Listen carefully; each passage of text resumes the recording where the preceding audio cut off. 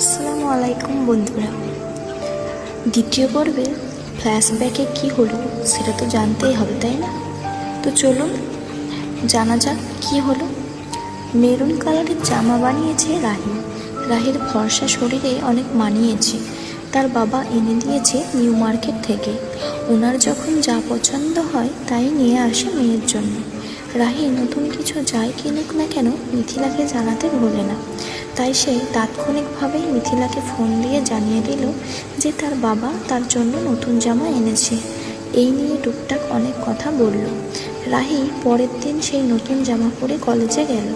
সেখানে গিয়ে দেখল স্বামীর মিথিলার সাথে কথা বলছে, তার পরনেও মেরুন কালারের জামা। তোমরা এখানে?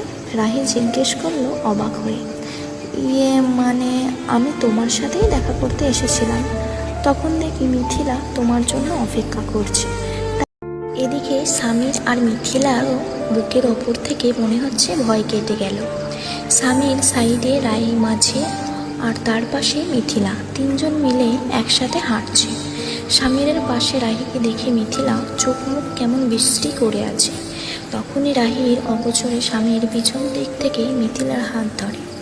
রাহি এদিকে আপন মনে টুকিটাকি কথা বলে হাঁটে। চলুন বর্তমানে ফেরা যাক। ঘড়ির কাঁটার আওয়াজে তার পুরনো স্মৃতি থেকে ফেরত আসলো।